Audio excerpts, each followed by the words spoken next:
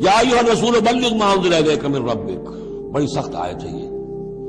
اے رسول پہنچا دیجئے جو کچھ نازل کیا گیا ہے آپ کی طرف آپ کے رب کی طرف سے۔ وَإِن لَّمْ تَفْعَلْ، اور اگر بالفرض آپ نے ایسا نہ کیا، فَمَا بَلَّغْتَ رِسَالَتَهُ، تو آپ اس کی رسالت کا حق ادا نہیں کریں گے۔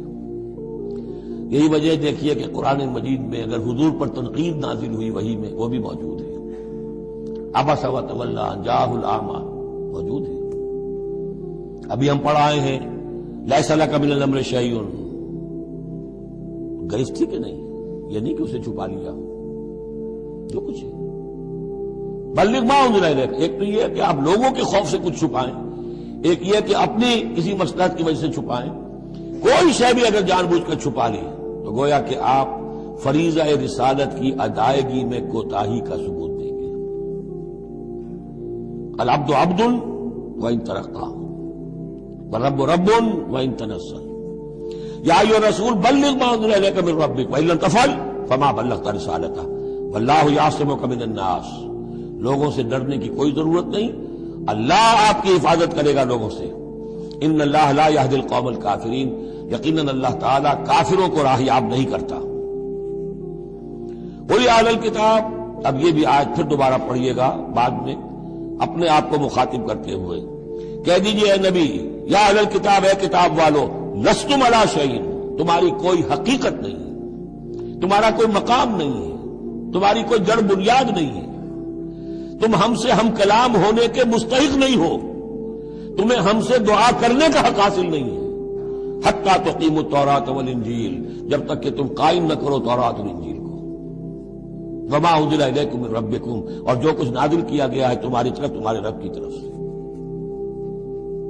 اب یہاں پڑھ لیجئے، یا اہل القرآن لستم علی شیء حتی تقیموا القرآن وما انزل الیکم من ربکم، اے قرآن کے ماننے والو، تمہاری کوئی حقیقت نہیں، کوئی حیثیت نہیں۔ تم سمجھتے ہو ہم امت مسلمہ ہیں، ہم اللہ والے ہیں، اللہ کے لاڈلے ہیں، اللہ کے پیارے ہیں، اللہ کے رسول کے امتی ہیں، جو سچا سمجھو، جوتے تمہیں لگ رہے ہیں، تمہاری ہر طرف سے مرمت ہو رہی ہے، عزت نام کی شے نہیں رہی، تم کتنی ہی تعداد میں ہو، دنیا میں تمہاری کوئی حیثیت نہیں ہے، اور اس سے زیادہ کے لیے تیار رہو۔ لستم علی شیء، تمہاری کوئی حیثیت نہیں، حتی تقیموا القرآن وما انزل الیکم من ربکم، جب تک کہ قرآن اور جو تمہاری طرف نازل کی، حضور کو وحی خفی بھی تو دی گئی ہے، سنت رسول وحی خفی کا ظہور ہے، وہ بھی نازل کی گئی ہے حضور پر وحی خفی۔ تو جب تک کتاب و سنت کا نظام قائم نہیں کرتے، اور یا اہل القرآن کا خطاب خود حضور نے ہمیں دیا ہے۔ میرا کتابچہ ہے مسلمانوں پر قرآن مجید کا حقوق، اس میں یہ حدیث موجود ہے، اس میں حضور کی وہ الفاظ ہیں، یا اہل القرآن لا تتوسدوا القرآن، ہے قرآن والو، قرآن کو تکیہ نہ بنا لینا، اسے ذہنی سہارا نہ بنا لینا، اسے اپنی پیٹھ کے پیچھے نہ پھینک دینا، تکیہ پیٹھ کے پیچھے ہوتا ہے۔ نبذ فریق من الذین اوتوا الکتاب کتاب اللہ وراء ظہورہم لا تتوسدوا القرآن، بلکہ کیا کرنا، یا اہل القرآن لا تتوسدوا القرآن واتلوہ حق تلاوتہ فی آناء اللیل والنہار، پڑھا کرو اسے رات کے اوقات میں بھی دن کے اوقات میں بھی، جیسے کہ اس کے پڑھنے کا حق ہے۔ وافشوہ، اسے عام کرو، پھیلاؤ، اس کی دعوت جو ہے پہنچاؤ، وتغنوہ، اسے خوشالحانی سے پڑھو، اور اس کو دولت کو سمجھو کہ یہ سب سے بڑی دولت ہے، تغنوہ، اسے سمجھو کہ اصل دولت یہ ہے۔ وتدبروا فیہ لعلکم تفلحون، اور تدبر کرو، غور و فکر کرو، اس کی گہرائیوں میں غوطہ زنی کرو تاکہ تم فلاح پاؤ۔ قل یا اہل الکتاب لستم علی شیء حتی تقیموا التوراۃ والانجیل وما انزل الیکم من ربکم ولا یزیدن کثیرا منہم ما انزل الیک من ربک طغیانا وکفرا، لیکن اے نبی یقیناً ان لوگوں کی تو بہت سی بڑی تعداد، اکثر لوگوں کو جو کچھ آپ کی طرف نازل کیا گیا آپ کے رب کی طرف سے، اس کی وجہ سے ان میں اضافہ ہوگا، ان کی سرکشی میں، ان کے کفر میں، ان کی طغیانی میں، ان کی آگ جو ہے بڑھتی چلی جائے گی، حسد کی آگ، اس میں وہ مزید جلتے چلے جائیں گے۔ فلا تأسوا علی القوم الکافرین، تو آپ ان کافروں کے بارے میں اب افسوس نہ کریں۔ نبی چونکہ نہایت رحیم اور شفیق ہوتا ہے، تو ظاہر بات ہے کہ وہ لوگوں پر عذاب کو پسند تو نہیں کرتا، دشمن کو بھی معاف کرتا ہے، لہذا اسے صدمہ ہوتا ہے۔ پھر اپنی قوم ہو، جیسے کہ بنو اسماعیل تھے، ان کے بارے میں تو جب عذاب کی خبریں آ رہی تھیں سورہ یوسف اور سورہ یونس اور سورہ ہود میں، کہ اب ان پر عذاب گویا کہ آیا چاہتا ہے، تو حضور کے بالوں میں ایک دم سفیدی آ گئی۔ حضرت ابو بکر نے پوچھا حضور کیا ہوا، آپ پر بڑھاپا طاری ہو گیا اچانک؟ فرمایا شیبتنی ہود و اخواتھا،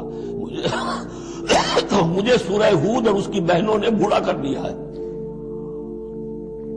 کیونکہ ان صورتوں کا انداز ایسا ہے کہ جیسے اب مہلت ختم ہوا چاہتی ہے اور عذاب کا دھارا جو ہے اب چھوٹنے والا ہے۔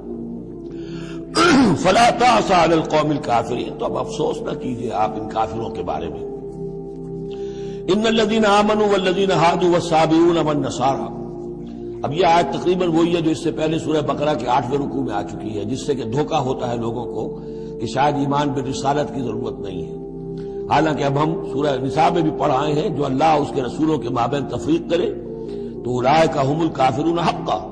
باقی وہاں ساری بحث میں کئی بار کر چکا ہوں، اسی بات کو یہاں ذہن میں رکھیے کہ ان تمام صورتوں کے اندر حضور پر ایمان لانے کی دعوت تو قدم قدم پر ہے، قدم قدم پر ہے، قدم قدم پر ہے۔ لہذا اس سے استغنا کرنا جو ہے سوائے اس کے کہ اپنی نیت میں فساد ہو اور اپنے ہی دل میں کجی پیدا ہو چکی ہو، اور اس کا کوئی امکان نہیں۔ ان الذین آمنوا، بے شک وہ لوگ جو ایمان لائے، والذین ہادوا، اور جو یہودی ہوئے، والصابئون، اور جو صابی تھے، والنصارى، اور نصارى، من آمن باللہ والیوم الآخر۔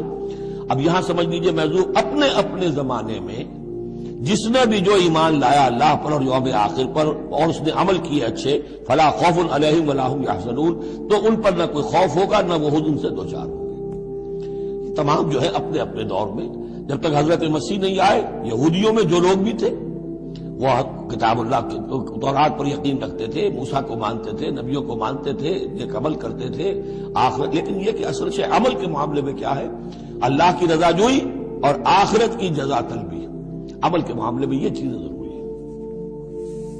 لقد اخذنا میثاق بنی اسرائیل وارسلنا الیہم رسلا، ہم نے بنی اسرائیل سے عہد لیا اور ان کی طرف بہت سے رسول بھیجے، بہت رسول بھیجے۔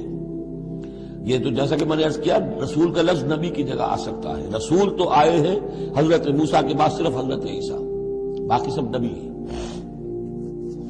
ہم نے بہت سے نبی بھیجے، کلما جاءوا رسول بما لا تهوى انفسهم، جب بھی کبھی ان کے پاس کوئی نبی یا رسول آیا وہ چیز لے کر جو ان کے جیوں کو نہیں بھائی، پسند نہ آئی، فریقا کذبوا، ایک جماعت کو تو انہوں نے صرف جھٹلانے پر اکتفا کی، وہ فریقا یقتلون، اور کچھ لوگوں کو وہ قتل بھی کرتے رہے۔ وحسبوا اللہ تکون فتنۃ، اور انہوں نے سمجھا کہ اس پر کوئی پکڑ نہیں آئے گی، کوئی عقوبت نہیں ہوگی، ہم پر کوئی سرزنش نہیں ہوگی، فعموا وصموا، تو وہ بہرے بھی ہو گئے، اندھے بھی ہو گئے۔ ثم تاب اللہ علیہم، اللہ نے بھی فوراً نہیں پکڑا، انہیں مہلت دی، ان کو توبہ کی جو ہے وہ مہلت دی، موقع دیا۔ ثم عموا وصموا، نتیجہ یہ ہوا کہ وہ اور اندھے ہو گئے اور بہرے ہو گئے، بڑھتے چلے گئے۔ ثم عموا وصموا کثیر منہم، ان میں سے بہت سے، واللہ بصیر بما یعملون، اور جو کچھ یہ کر رہے ہیں اللہ اسے دیکھ رہا ہے۔ لقد کفر الذین قالوا ان اللہ هو المسیح ابن مریم، وہی بات جو اس سے پہلے آ چکی ہے سورہ نساء میں۔ یقیناً کفر کیا ان لوگوں نے جنہوں نے کہا کہ اللہ ہی ہے مسیح ابن مریم، یعنی اللہ ہی نے یہ لبادہ اوڑھ لیا ہے مسیح کی شخصیت کا۔ وقال المسیح، جبکہ مسیح نے تو یہ کہا تھا یا بنی اسرائیل، اے بنی اسرائیل، اے یعقوب کی اولاد، اعبدوا اللہ ربی و ربکم، بندگی اور پرستش کرو اللہ کی جو میرا بھی رب ہے تمہارا بھی رب ہے۔ انہ من یشرک باللہ فقد حرم اللہ علیہ الجنہ، یقیناً جو اللہ کے ساتھ شرک کرے گا اللہ نے اس پر جنت کو حرام کر دیا ہے۔ ومأواہ النار، اور اس کا ٹھکانہ آگ ہے۔ وما للظالمین من انصار، اور ظالموں کے لیے کوئی مددگار نہیں ہوں گے۔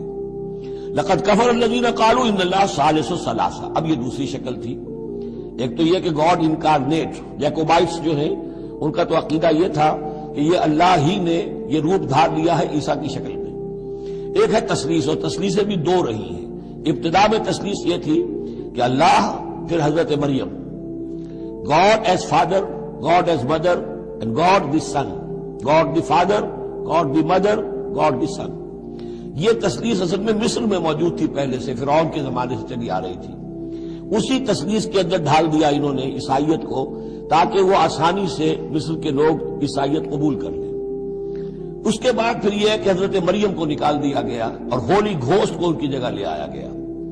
God the father, God the Son and the Holy Ghost, یہ تین کی تثلیث بنی ہے۔ لقد کفر الذین قالوا ان اللہ ثالث ثلاثہ، یقیناً کفر کیا ان لوگوں نے جنہوں نے کہا ہے کہ اللہ تین میں کا ایک ہے، تین میں کا تیسرا ہے، وما من الہ الا الہ واحد، جبکہ حقیقت نہیں ہے کوئی الہ سوائے ایک الہ واحد کے۔ وَإِن لَّمْ يَنْتَهُوا عَمَّا يَقُولُونَ، اور اگر یہ باز نہ آئے اس سے جو کچھ کہہ رہے ہیں، لَيَمَسَّنَّ الَّذِينَ كَفَرُوا مِنْهُمْ عَذَابٌ أَلِيمٌ، تو ان میں سے جو کافر ہیں ان پر بہت سخت عذاب آ کر رہے گا۔ أَفَلَا يَتُوبُونَ إِلَى اللَّهِ، تو کیا یہ اللہ کی جناب میں توبہ نہیں کرتے؟ وَيَسْتَغْفِرُونَهُ، اور اس سے استغفار نہیں کرتے؟ وَاللَّهُ غَفُورٌ رَحِيمٌ، اور اللہ تو غفور اور رحیم ہے۔ مَا الْمَسِيحُ ابْنُ مَرْيَمَ إِلَّا رَسُولٌ، مسیح ابن مریم اور کچھ نہیں سوائے اس کے کہ ایک رسول تھے۔ قد خلت من قبلہ الرسل، اب دیکھیے بالکل وہی الفاظ ہیں جو سورہ آل عمران میں حضور کے بارے میں آئے، وما محمد الا رسول قد خلت من قبلہ الرسل، محمد اس کے سوا کیا ہے کہ اللہ کے رسول ہیں، ان سے پہلے بھی بہت سے رسول آئے ہیں۔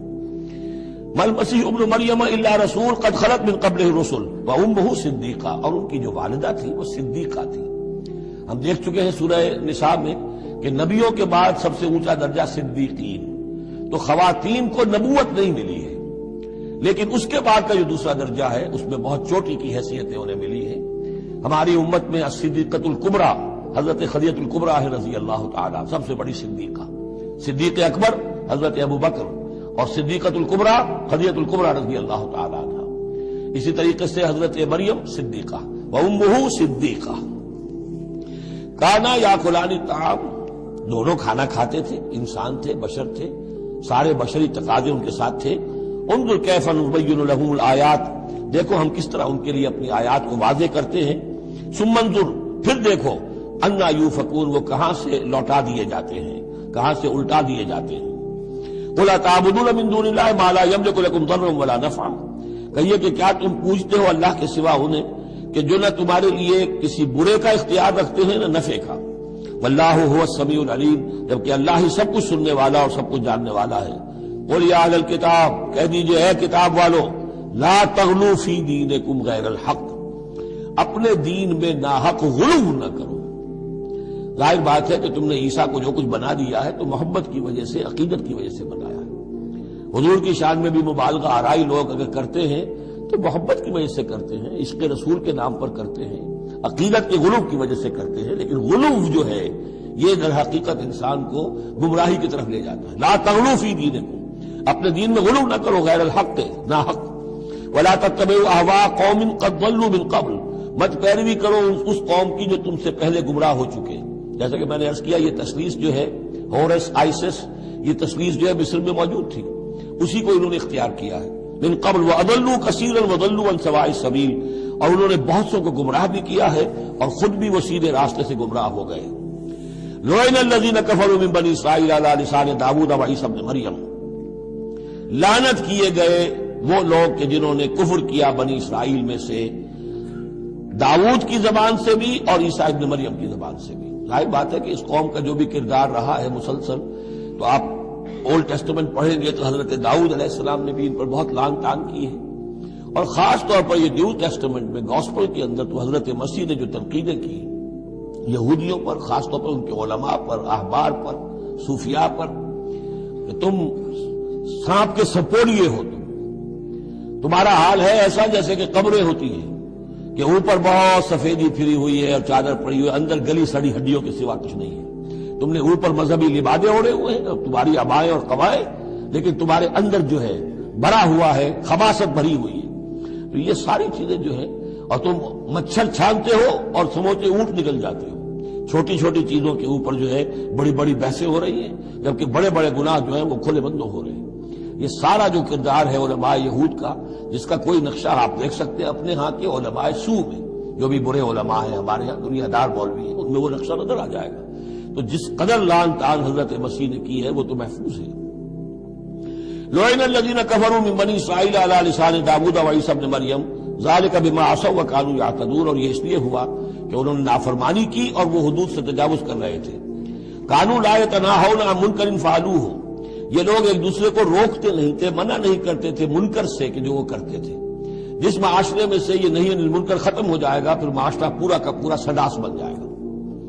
یہ تو گویا کہ صفائی ہے، ہر شخص دیکھے، نگاہ رکھے، ایک دوسرے کو روکتا رہے، ٹوکتا رہے، یہ کام غلط ہے، یہ مت کرو، لیکن جس معاشرے سے یہ چیز، یہ احتساب جو ہے یہ ختم ہو جائے گا تو وہ ظاہر بات ہے کہ پھر اس کے اندر خرابی پیدا ہو جائے گی۔ کانوا لا یتناہون عن منکر فعلوہ لبئس ما کانوا یفعلون، بہت برا طرز عمل تھا جو انہوں نے اختیار کیا۔ ترا کثیرا منہم یتولون الذین کفروا، ان میں سے بہتوں کو تم دیکھو گے کہ وہ کافروں کی حمایتی بنتے ہیں اور ان کی حمایت خود اپنے لیے تلاش کرتے ہیں۔ لبئس ما قدمت لهم انفسهم، بہت ہی بری ہے وہ کمائی جو ان کے نفسوں نے ان کے لیے آگے بھیجی ہے۔ یہ جو کرتوت ہے سارے جمع ہو رہے ہیں اللہ کے ہاں، اور ان کا وبال جو ہے وہ ان پر آئے گا۔ ان سخط اللہ علیہم، اور وہ یہ کہ اللہ تعالیٰ کا غضب ہوگا ان پر، وفی العذاب ہم خالدون، اور وہ عذاب میں ہمیشہ ہمیش رہیں گے۔ وَلَوْ كَانُوا يُؤْمِنُونَ بِاللَّهِ وَالنَّبِيِّ، اور اگر یہ ایمان لے آتے اللہ پر اور نبی پر، وَمَا أُنزِلَ إِلَيْهِ، اور جو کچھ ان پر نازل کیا گیا یعنی قرآن حکیم، مَتَّخَذُوهُمْ أَوْلِيَاءَ، تو انہوں نے ان کافروں کو پھر اپنا اولیاء نہ بنایا ہوتا۔ وَلَكِنَّ كَثِيرًا مِّنْهُمْ فَاسِقُونَ، لیکن اکثریت ان کی جو ہے وہ نافرمانوں پر مشتمل ہے۔ لَتَجِدَنَّ أَشَدَّ النَّاسِ عَدَاوَةً لِلَّذِينَ آمَنُوا الْيَهُودَ وَالَّذِينَ أَشْرَكُوا، یہ بہت اہم آیت ہے۔ تم پاؤ گے اہل ایمان کے حق میں شدید ترین دشمن یہود اور ان کو کہ جو مشرک ہیں۔ مشرک مکہ وہ بھی تھے، لیکن واقعہ یہ ہے کہ ان کی دشمنی بھی کم سے کم یہ کہ کھلی تھی، ظاہر تھی، باہر تھی، سامنے سے حملہ کرتے تھے، لیکن یہ کہ بدترین دشمنی جو تھی آستین کے سانپ بن کر اور سازشی انداز میں نقصان پہنچانے میں ان سے کہیں بڑھ گئے یہود۔ لَتَجِدَنَّ أَشَدَّ النَّاسِ عَدَاوَةً لِلَّذِينَ آمَنُوا، اہل ایمان کے حق میں عداوت اور دشمنی کے اعتبار سے تمام انسانوں میں سب سے شدید تم پاؤ گے الیہود، یہود کو، والذین اشرکوا۔ آج بھی ہنود اور یہود، ادھر ہنود ہیں اس لیے کہ اس قسم کا شرک تو اب صرف ہندوستان میں رہ گیا اور کہیں رہا ہی نہیں۔ ہندوستان کے بھی صرف نچلے طبقے میں رہ گیا ہے، عام طور پر اوپر کے طبقے میں نہیں ہے، لیکن یہ کہ بہرحال اب بھی یہود اور ہنود کا گٹھجوڑ ہے۔ وَلَتَجِدَنَّ أَقْرَبَهُمْ مَوَدَّةً لِلَّذِينَ آمَنُوا الَّذِينَ قَالُوا إِنَّا نَصَارَىٰ، اور تم لازماً پاؤ گے قریب ترین ان میں سے، مودت کے اعتبار سے، محبت کے اعتبار سے، دلجوئی کے اعتبار سے، اہل ایمان کے حق میں ان لوگوں کو جنہوں نے یہ کہا کہ ہم نصارہ ہیں۔ اور یہ واقعہ ہے کہ یہ سیرت النبی صلی اللہ علیہ وسلم سے ثابت ہے کہ جس قسم کی دشمنی یہودیوں نے کی اس وقت عیسائیوں نے نہیں کی۔ حضرت نجاشی نے مسلمانوں کو پناہ دی، مقوقس شاہ مصر نے بھی حضور کی خدمت میں ہدیے بھیجے، ہرقل نے بھی حضور کا جو نامہ بڑھ گیا تھا اس کی عزت کی، احترام کیا، چاہتا بھی تھا کہ اگر میری پوری قوم مان لے تو ہم اسلام قبول کر لیں۔ نجران کے عیسائی آئے، مان کر تو نہیں گئے، لیکن یہ کہ وہ میں آپ کو بتا چکا ہوں کہ بڑے بھائی نے چھوٹے کو ڈانٹا اور کہا کہ یہ تو ہے تو وہ نبی ہے، ہم نہیں، لیکن ہم کیا کریں، ہمارے پاؤں میں جو ہے وہ سونے کی زنجیریں پڑی ہوئی ہیں رومی بادشاہوں کی طرف سے، ہمارے یہ اعزازات اور مفادات ختم ہو جائیں گے۔ لیکن ان کی طرف سے جس کو کہا جائے کہ کوئی بٹر مخالفت، کوئی سخت جو ہے وہ نہیں ہوئی، جبکہ یہود کی طرف سے شدید ترین دشمنی ہوئی۔ ذالک بان منہم قسیسین و رہبان، اور یہ اس لیے ہے کہ ان میں ہے موجود عالم بھی اور درویش بھی، یعنی ان میں علماء حقانی بھی ابھی موجود تھے اور ان میں درویش بھی جو واقعی اللہ والے تھے وہ بھی موجود تھے۔ بحیرہ راہب تھا جس نے حضور کو پہچانا ہے بچپن کے اندر۔ اسی طریقے سے آپ کو معلوم ہے کہ جن کی تصدیق جنہوں نے کی ہے سب سے پہلے ورقہ ابن نوفل، تو وہ عیسائی ہو کر آ گئے تھے نا، تھے تو عرب کے رہنے والے، لیکن یہ کہ وہ حق کی تلاش میں شام گئے اور عیسائیت اختیار کی تھی۔ کانا یکتب التوراۃ بالعبرانیہ، وہ عبرانی زبان میں تو تورات لکھا کرتے تھے، انہوں نے تصدیق کی کہ ہاں یہ وہی ناموس ہے کہ جو ہے محمد آپ پر نازل ہوا ہے، جو کبھی موسیٰ اور عیسیٰ پر نازل ہوا تھا۔ تو ان کے اندر قسیس تھے، رہبان تھے، وَأَنَّهُمْ لَا يَسْتَكْبِرُونَ، اور یہ اس لیے ہے کہ وہ استکبار نہیں کرتے، تکبر نہیں کرتے۔ اب نہیں ملیں گے آپ کو، یہ دور ختم ہو چکا ہے، یہ کہ اس وقت کے دور کی بات ہے جبکہ قرآن نازل ہو رہا تھا۔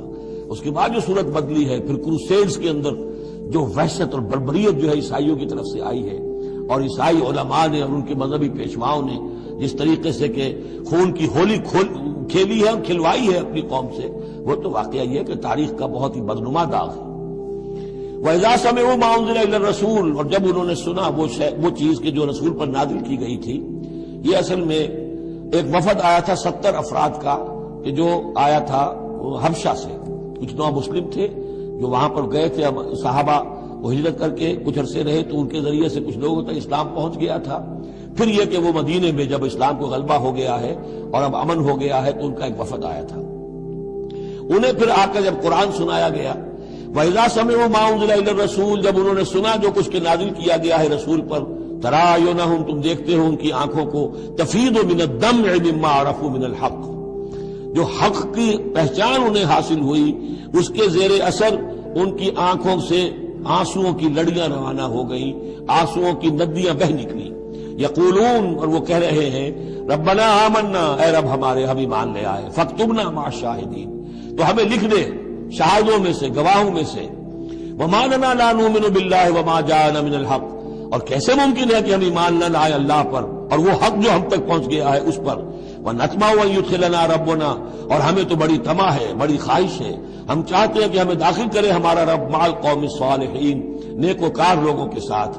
فَأَصَابَهُمُ اللَّهُ بِمَا قَالُوا، تو جو کچھ انہوں نے کہا، جو دعا کی، جو ان کا اعلان حق تھا، اس کی وجہ سے اللہ نے ان کو بدلے میں دیا جنات تجری من تحتها الانہار، وہ باغات دیے کہ جن کے دامن میں ندیاں بہتی ہوں گی، خالدین فیہا، جس میں وہ ہمیشہ ہمیش رہیں گے، وذالک جزاء المحسنین، اور یہی بدلہ ہے احسان کی روش اختیار کرنے والوں کا، جو اسلام کے بعد ایمان سے بھی آگے احسان تک پہنچ جائیں، ان کا بدلہ یہی ہے۔ والذین کفروا وکذبوا بآیاتنا، رہے وہ لوگ جنہوں نے انکار کیا اور جھٹلا دیا ہماری آیات کو، اولئک اصحاب الجحیم، تو وہ تو پھر جہنمی ہے۔ یا ایھا الذین آمنوا لا تحرموا طیبات ما احل اللہ لکم ولا تعتدوا ان اللہ لا يحب المعتدین، صدق اللہ العظیم۔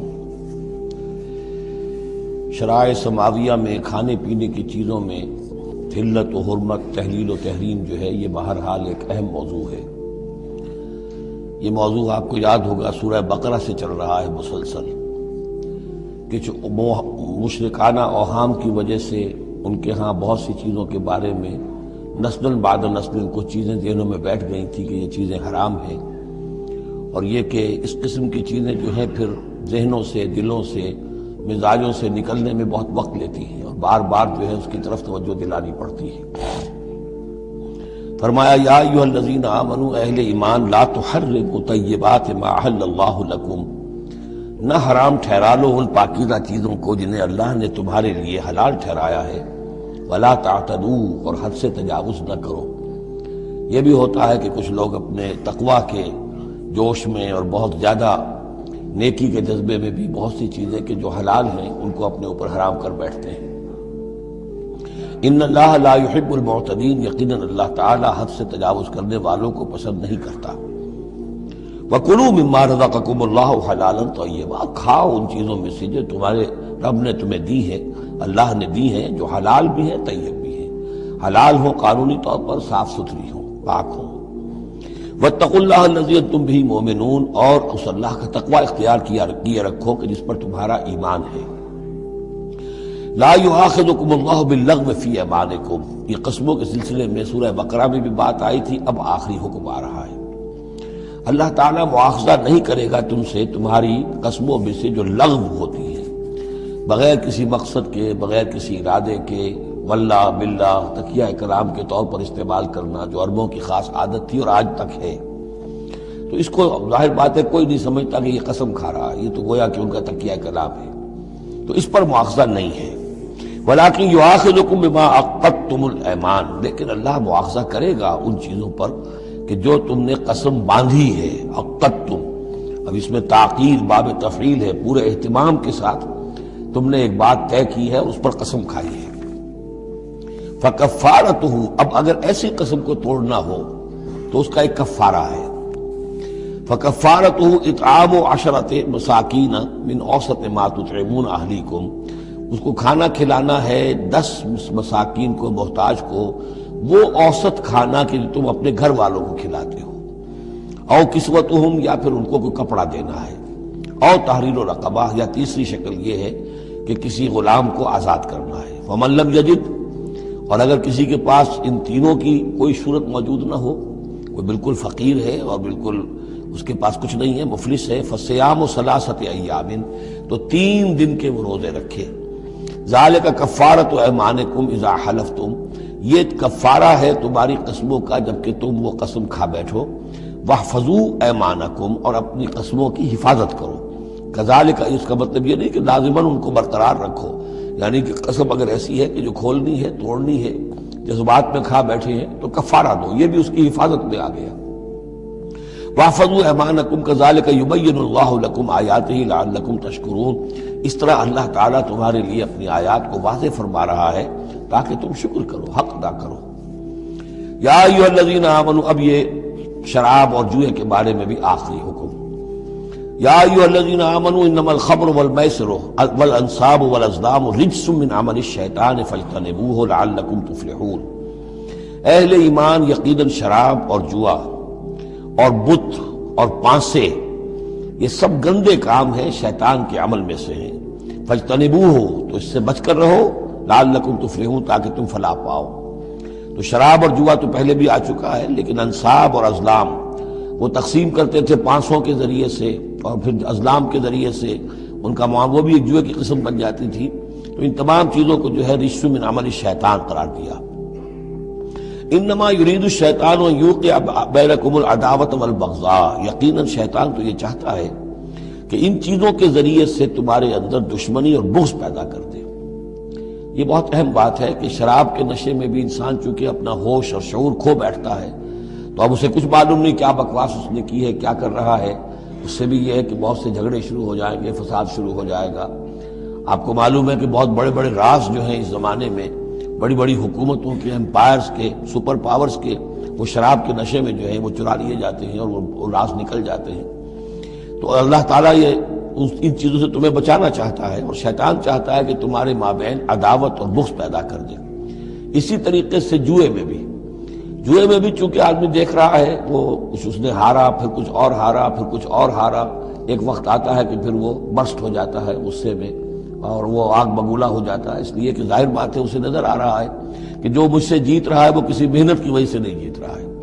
اگر تو کوئی محنت ہو، کوئی کوشش ہو، کسی نے کمایا ہو تو ظاہر بات ہے اسے انسان گرج نہیں کرتا کہ ٹھیک ہے اس نے محنت کی ہے اور اس نے مجھ سے یہ مزدوری لی ہے یا مجھ سے یہ کمائی حاصل کی ہے۔ لیکن یہ کہ ایک وقت آتا ہے کہ پھر جواری جو ہے وہ آپے سے باہر ہو جاتا ہے۔ انما یرید الشیطان ان یوقع بینکم العداوۃ والبغضاء فی الخمر والمیسر، شیطان تو یہ چاہتا ہے کہ اس شراب اور جوئے کے ذریعے سے تمہارے اندر، تمہارے مابین دشمنی اور بیر پیدا کر دے، اور اس سے بھی آگے وہ یصدکم عن ذکر اللہ وعن الصلاۃ، اور یہ کہ تمہیں روکے رکھے اللہ کی یاد سے اور نماز سے۔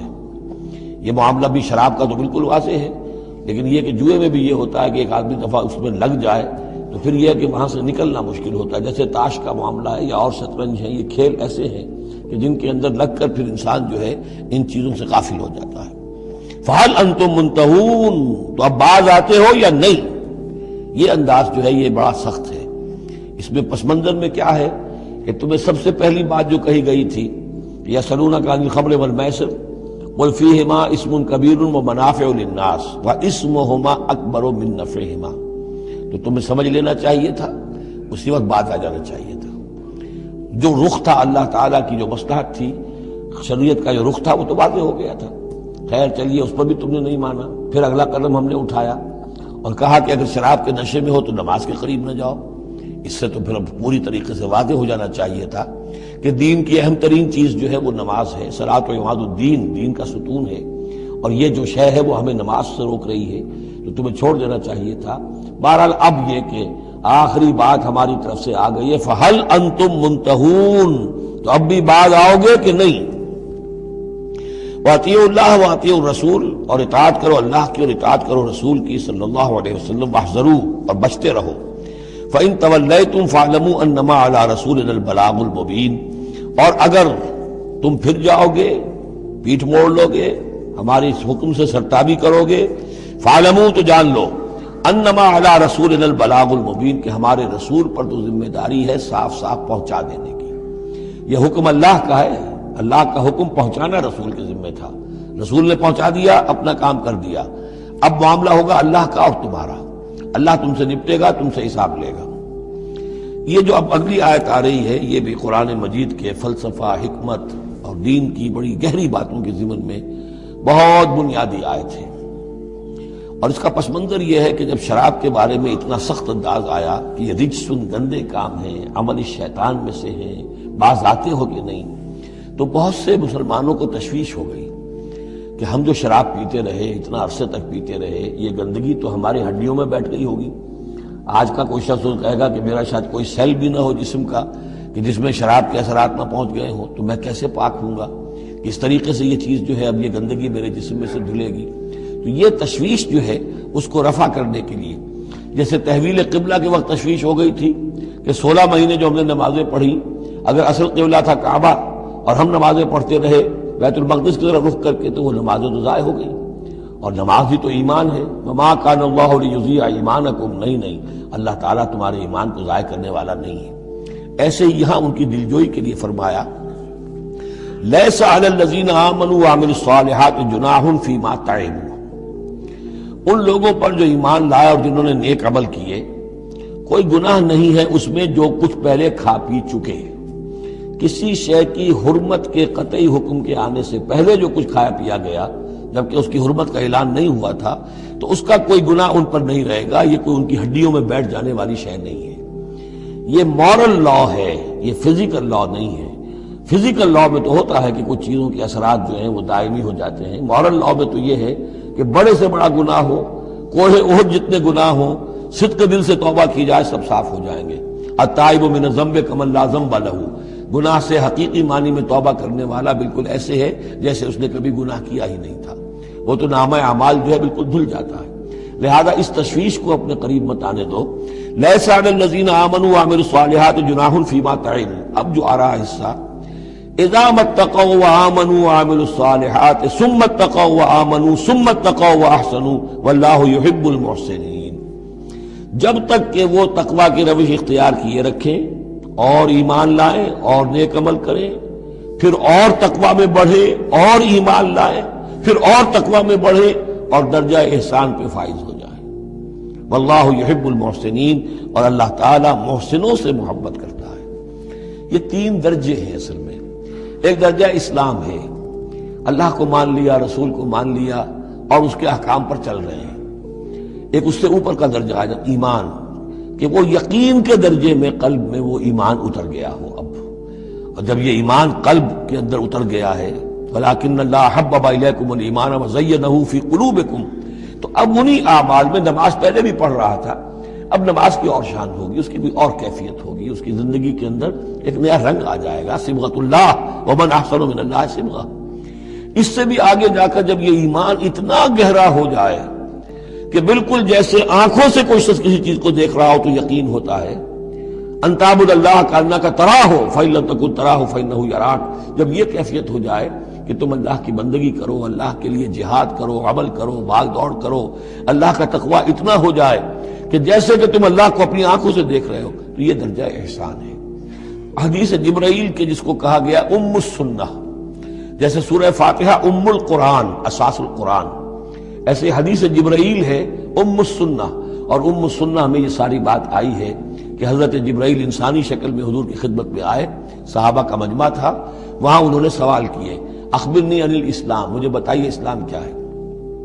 اسلام میں بھی ایمان تو ہے نا، قانونی ایمان، زبانی ایمان تو ہے، لیکن اس کے ساتھ اعمال علیحدہ گنے گئے۔